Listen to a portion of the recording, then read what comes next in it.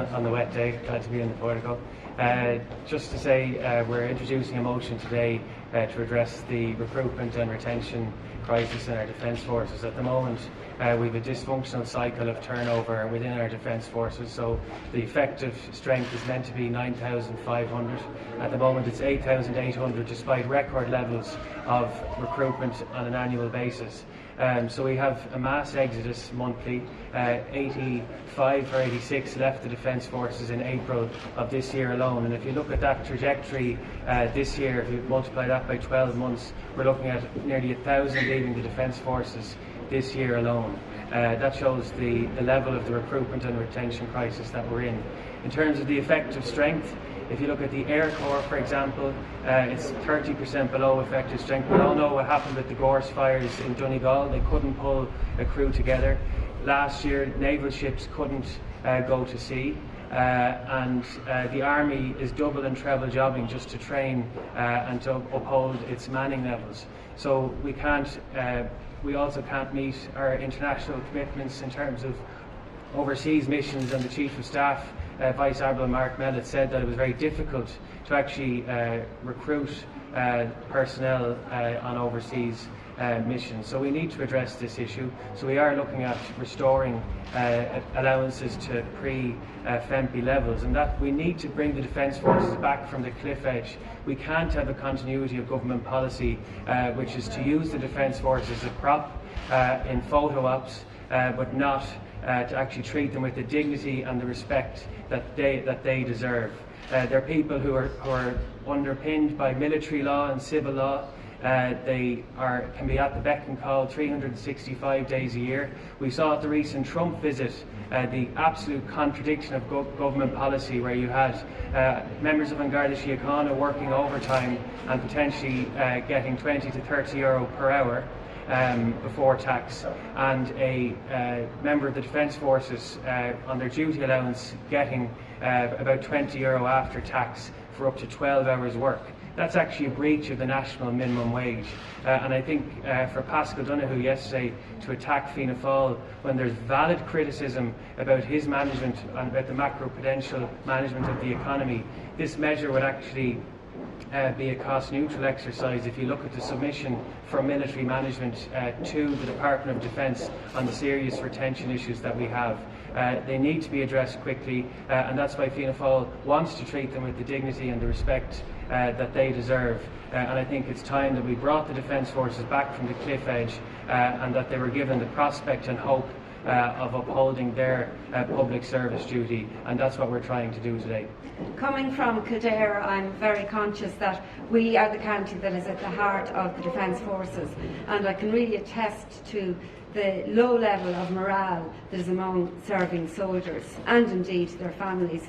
And every day we're inundated with issues, and I honestly believe that it's at crisis point now because of the level of pay and because of the poor conditions. Family members are in a situation where they can't afford to pay rent. They're moving back in with their parents, and indeed many of them are sleeping in cars. It's really at crisis stage at this point in time, and as a party we certainly feel that that stems from the time that Fine Gael decided that the Minister for Defence would not be sitting at the Cabinet table.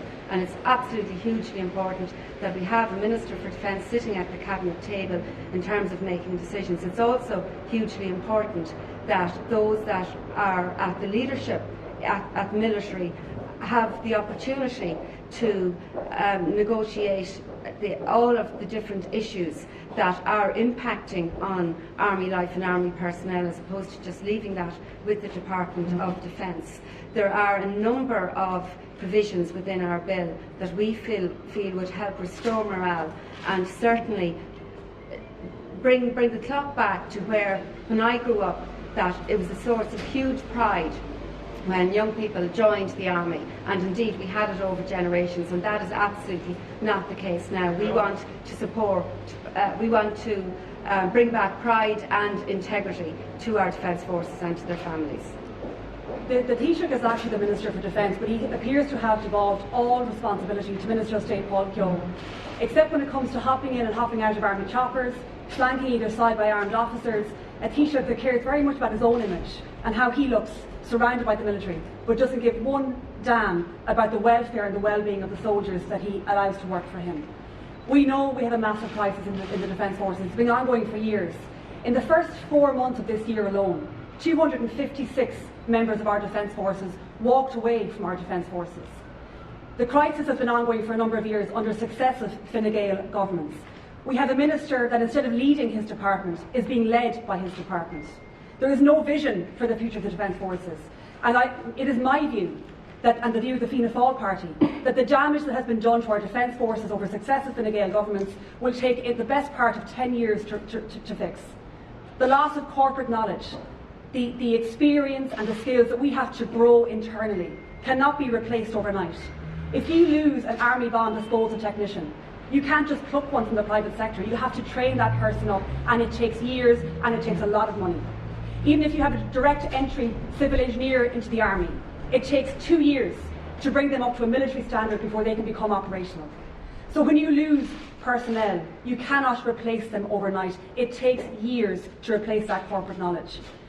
I listened very carefully, and I want to thank Commandant Cathal, former Commandant Cathal, for stepping out of the shadows and actually coming to the fore and informing our citizens and highlighting what he described as a dysfunction in our Defence Forces and the lowest morale that he has ever experienced.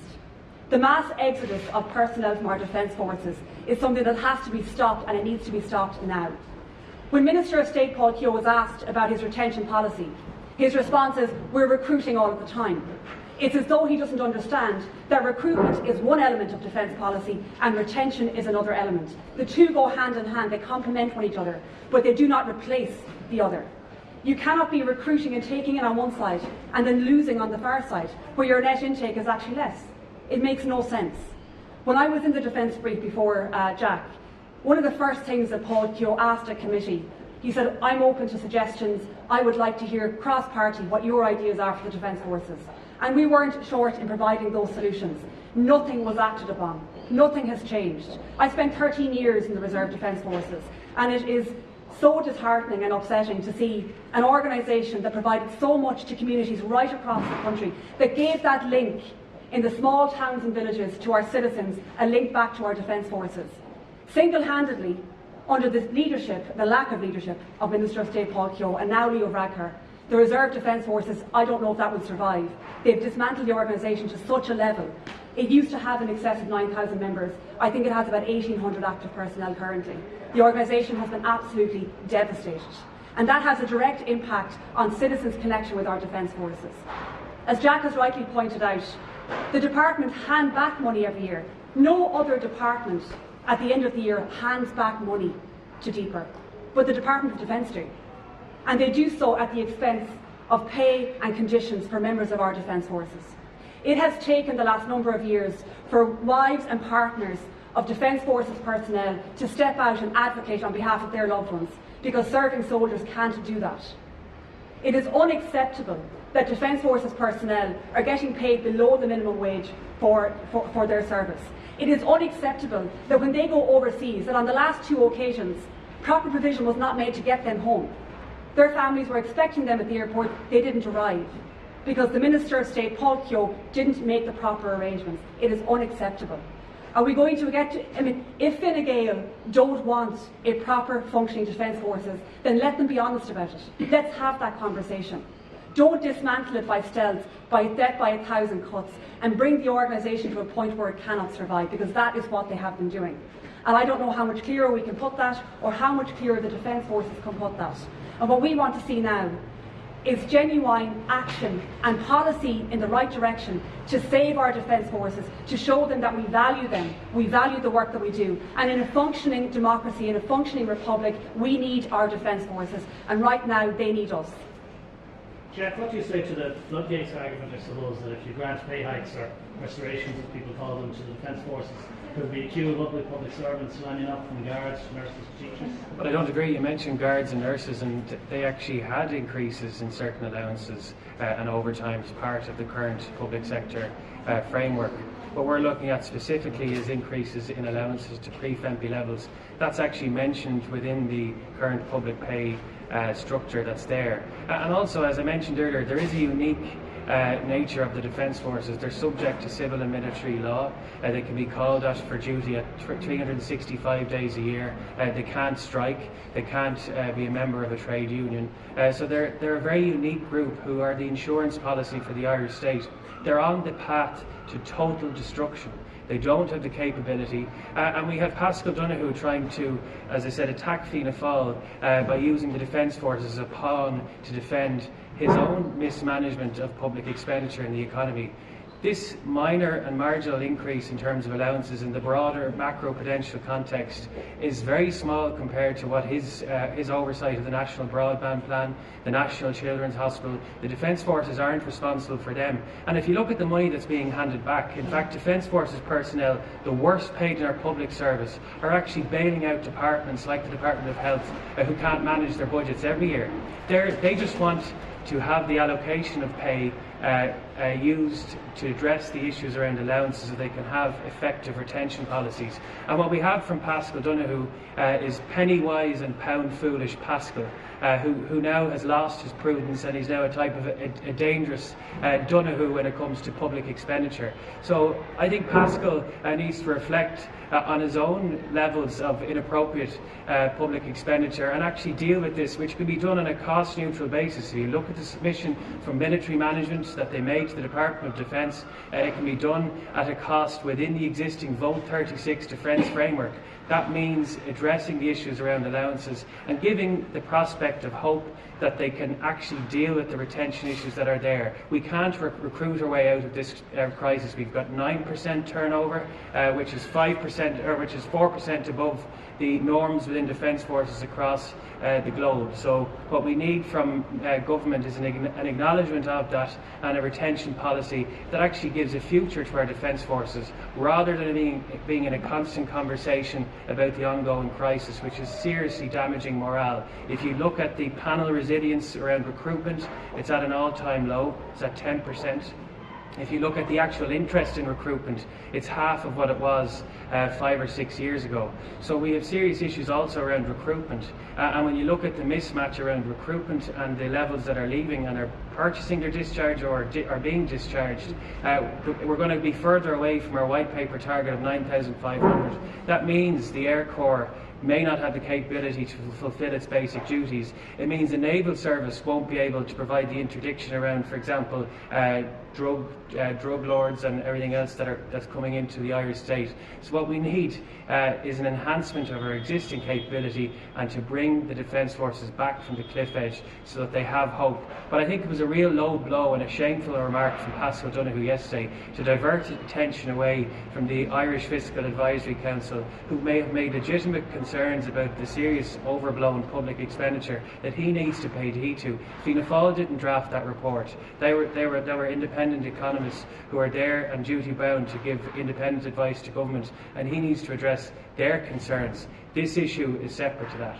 Jack, have you costed how much it would be to bring members of the Defence Forces up to that €30 per hour that Gardaí get for extra time? So the Defence Forces, the overtime structure doesn't exist within the military system of allowances. So the cost, so if you look at, for example, the military management did a costing on this. 26 million was returned as part of Vote 36 in 2016, and the cost of increasing and restoring the allowances as per the recommendation from military management will be about 22 million. But it's a different structure in terms of military service allowance, naval service, patrol allowance, duty allowance is a different structure to how Garda overtime is structured. But it would be a lot less than what the current increased budgetary allocation for Garda overtime is in the context of broader public expenditure. Okay, thank you very much. Thank you.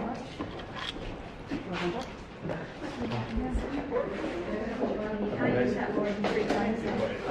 End of time?